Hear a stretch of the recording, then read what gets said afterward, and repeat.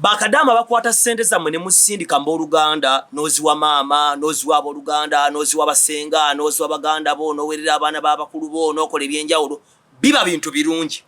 kubanga Kamiliyoni yayimba naga nti nga tuli mu kikwekweto kweyimusa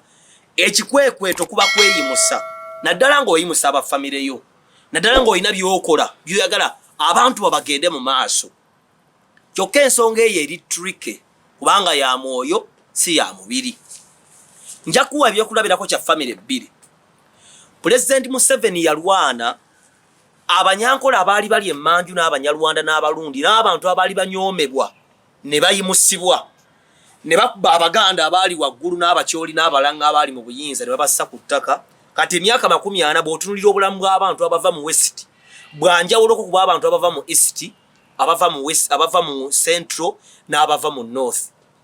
Lwaki nti omuntu omu yasobola okuyimusa generation z'abantu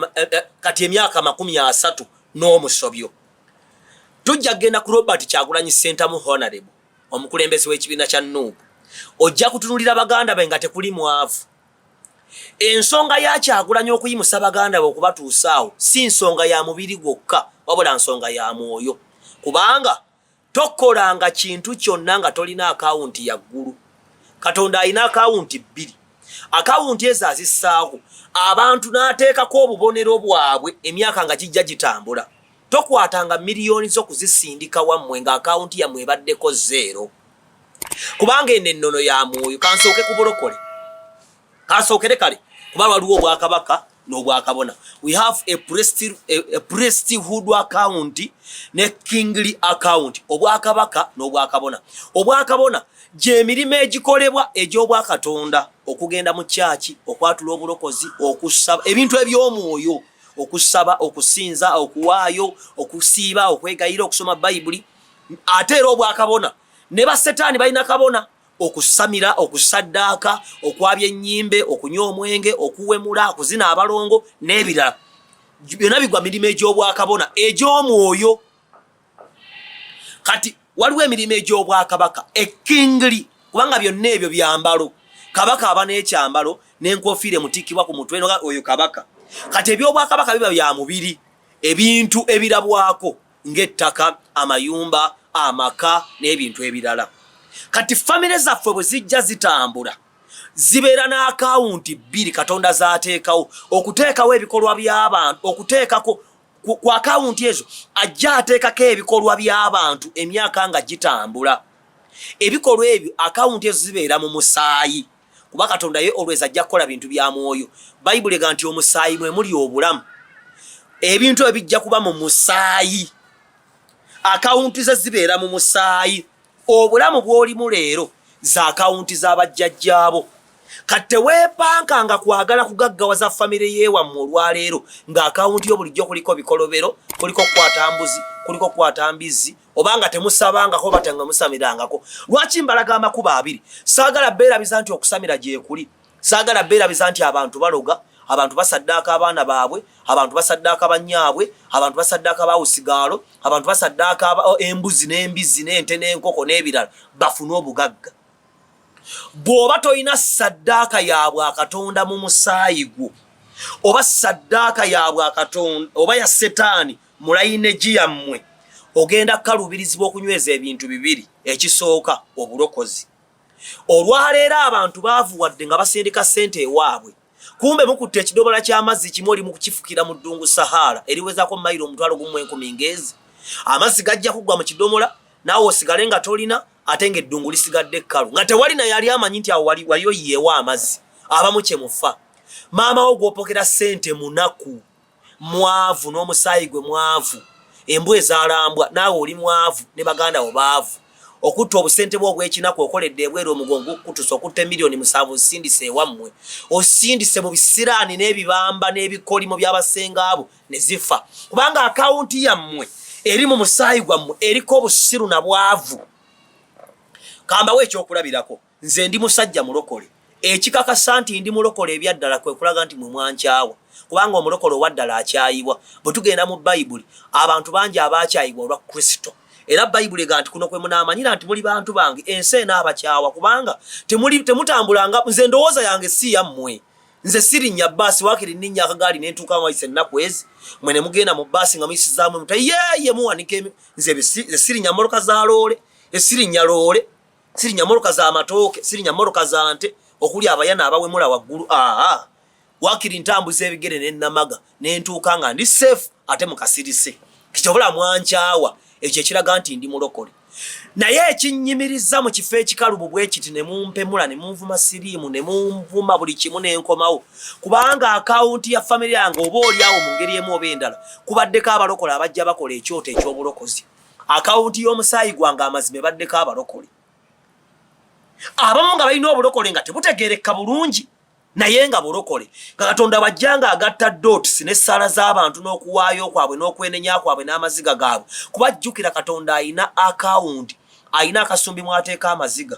ag'abantu b'okoze ebikolobero oba famire bye yakola ebikolobero ayina akasumbi mwatereka omusaayi gw'abantu be mwayiwa n'enkoko ze mwayiwa oba ayina akasumbi kwatereka ssente z'owaayo ng'okola obulungi ayina akasumbi k'amaziga wagatereka ng'oli mu kusaba kati ebyo kwagenda ng'akufiidinga gwali olwaleero naawe aliwo leero by'okola bye bigenda okufiidinga abagenda okubeerawo enkya ekyokulabirako mu famire yange nina maama wange namuswe mukyala namuswe mulokole n'abaana be balokole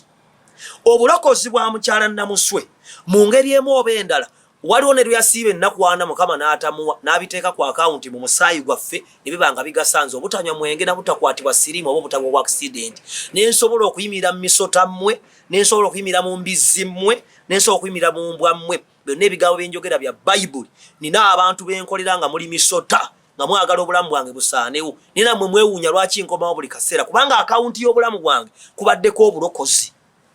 nina mukulu wange Charles Ssennyonjo omwami onkwebaza nnyo ye mukulu waffe mu maama amaanyi ga mami ne dadi gabeera mu mukulu wammwe obulokozi Charles musajja mulokole musajja musabi musajja mwegayirizi ayagala Katonda bw'aba atambula mu lugendo kuba Kristo lyekkubo n'amazima n'obulamu bw'ajja atambula mu Kristo najjanga akola amazima kireeta obulamu mu bulamu bw'abaana be naye kyokka ate mukama n'abaako ka percentage g'atoola n'atereka mu musaayi gwaffe akananyweza tobbi mbulokozi n'essaagala bikazi bikulu n'essoonooneka era n'esigala nga ndi mugumu mukyala Nakijoba wa karismatiki mu Katuliki ne kitaawe Faruku jjajjange Mukiibi Peetero yali wa karismatiki bayinza okuba si balokole naye bulijjo Katonda bw'aba anaayita omusajja ow'amaanyi asooka kuyita bazadde be bayinza okuba tebenkana naye mwoyo nga sina balokole nga n'okumanya tebamanyi nnyo akakatono ke bakoze mu Katonda kaba kakulu nnyo kubanga bonna tetujja kwenkana kumanya maama wange byakoze okuweerera abaana okubuulira abantu okubakaliramu obukatuliki bwe n'essaala y'ekikatuliki gy'akola eyo ne Faruku bye yakola bina akawunti kwe bigwa mukyala Musoke abeera mu kirowooza mukyala maama we Mukono ayina obulokole bwe obulokole obwo Katonda atolako ka percentage n'akassa mu lineage ne kayamba tobbi okunywera leero waliwo omukyala gwe njagala okwebaza ennyo ndudde omulaba simanyi gy'abeera maze ebbanga myaka nga 10 nga soogera naye mukyala gwe nkwebaza kubanga wali mulokole okuva obuto obwo nakati okyanywezezza Kristo bamuyita Nalweyiso Irene. Nalweyiso Irene is one of the very big pillars in our family. Mukazi mulokole, mukazi musabi, mukazi mwegayirizi, mukyala mufumbo, mukyala musomesa, wabuvunaanyizibwa kati obwo obulokozi bw'obw'amazima. Waliwo percentage Katonda gy'atoolako ng'ekimu eky'ekkumi oba ekiweebwayo n'akiteeka ku akawunti ne kinyweza tobbi ky'ova olaba muganda wange tulina oluyimba lutuyimba mu kkanisa affe nti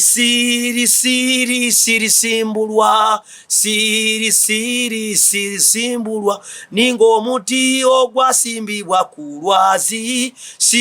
simbulwa tosobola kummanyira muganda wange kuba famire yange mulimu abalokole waliwo mukulu waliwo abaana ba mukulu wange waliwo Fiona waliwo Alex waliwo Charles balokole nange nengattako obulokozi bwange bwenkola ne tugattako bwa Musumba Sala ne tugattako Pastor Victor ne bifaananyi Jerry agenda kubibalaga tugattako Pastor Victor ne tugattako ekkanisa ya Voso ne tugattako ba Wero Wishers ne tuzimba tobbi gw'otasobola kukuba baganda bange fuba nnyo mu bulamu bw'ensi eno mube n'akawunti y'obulungi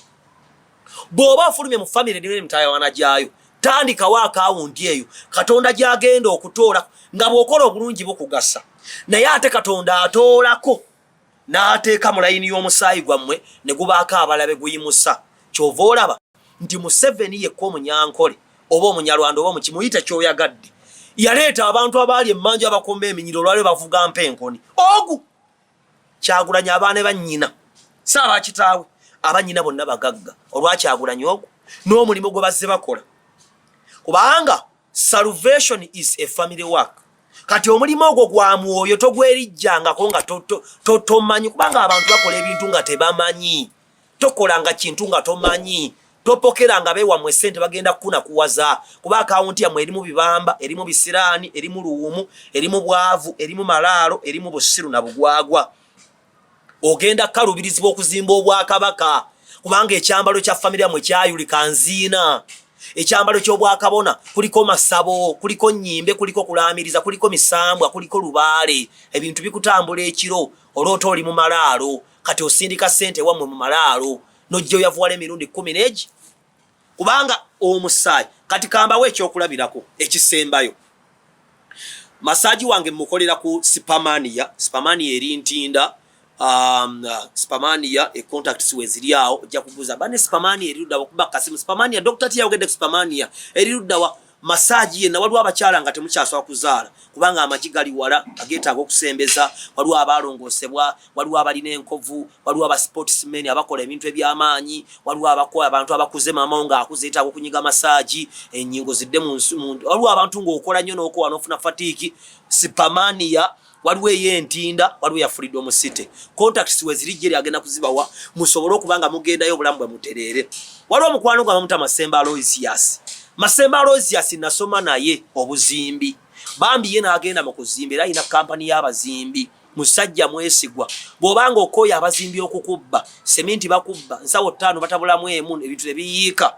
tiles okusiiga langi okutereeza enzija okusereka okuba plasita okukuba engalama okola okuddaabiriza enguudo Masembe Aloysius balina company bagita Balutunku Builders and Innovators mukubireko omugambe Dr. Tia kundagiridde gwoli Kadaama oli bweru oyagala osindikira omuntu senda kuzimbira ennyumba yo tagula poloti si wattaka muzimbi kyokka Masembe Aloysius Lutunku Builders and Innovators agenda kuyamba ne home connected properties of course genda wafuna ettaka Yesu gwe mulaba nankubadde yali mwana wa Katonda yamala emyaka nga mutwalo ng'ateekateeka Yesu tusooka okulaba Yesu mu Bayibuli ku Melekizedeki ne tulaba Yesu omulundi ogwokubiri nga bagenda okumusaddaaka ekikolwa Abulahamu kiyakola kwalinga okusaddaaka Yesu ne tujja tulaba Joseph ne tujja tulaba Moses ne tujja tulaba Yona ne tulaba Dawudi abo nabika bya Yesu ebiri mu Bayibuli ebyali biranga omuntu nga bwagenda okulabikira ddala kyokka Yesu waliwo omukazi bamuyitanga Ana yamala emyaka 40 mu tempo ng'ali mu kusaba era Yesu bamuleeta okusingira Katonda n'adda ewakanaga nti omulokozi mulabyeko waliwo emirimu mingi egyakolebwa okuleeta Yesu n'abeera w'amaanyi ku nsi kyokka ate naye teyasooka kujja John the Baptizer asooka n'amutemera ekkubo olaba Katonda ateekateeka tokolanga kintu ky'otateeseteese Yesu najja ava mu line egibbiri ate nakugamba namba 2 etegeeza establishment and strength nti omusajja gwe bayita omukazi gwe bayita Mariyamu yali wa kika kya Levi oyo ye Moses bakabona ate Joseph yali ava mu kika kya Yuda oyo ye David si ya muzaala naye gwe baawa obuvunaanyizibwa mu kuzanga taata n'akulira wansi wa Dawudi bwe kyobola Yesu bamuyita muzzukulu wa Dawudi kati gwe oli muzzukulu waani oli mutabani waani oli jjajjawo omulogo oli jjajjawo omusiru kogendo zimbira obulokozi bujja kutawanya nga akaunti y'omusayi gwa mubadde mu musiru Dr. Tia amale nsabira ku Voso Kiruga era ayikitaffe omulungi nkusaba essaala eno nga ndi wano abantu bano abandaba bwe waawo waliwo abanjagala naye bangi abatunuli abalinza obulamu bwange busiraane bufuuka ekisiraani ayi Katonda mu Uganda mulimu Katonda omulala bamuyita Bobi Wine buli amwogerako bagamba agwa naye nze ndi munafu ssebo amaanyi ngajja ku musaalaba kuwafiira walirira obulamu bwange Mukama buleme okutuukibwako obuzibu bwa Bobi Wine kubanga bangi baakaabiza amaziga bangi baayononedde obulamu kitaffe omulungi gwe Katonda bwe kaatula ku bakerube ne basiraafu otuwa omukka Kyagulanyi tagaba mukka onya obulamu bwange okufa onya obulamu bwange okusiraana abalabe bange emisoto egindaba embizzi ezindaba n'embwa ezindaba zireme okuseka wabula tusanyukire wamu n'abatukuvu abandaba mu linnya lya Kristo w'e Nazaaleesi omwana wa Katonda omulamu nsabidde nawe Isayirini omukisa nsabidde mukulu wange Charles omukisa ne famire yange yonna n'abazenga bato bambulokoza okulaba nga nnyimira wano mu mbwa nkole emirimu. Kitaffe omulungi wo abatukuvu abandaba omukisa olokole n'ababi abandaba nange obulamu bwange obufuula ekyegombesebwa mu linnya lya Kristo muzzukulu wa Dawudi mwensabidde ebyo amiina.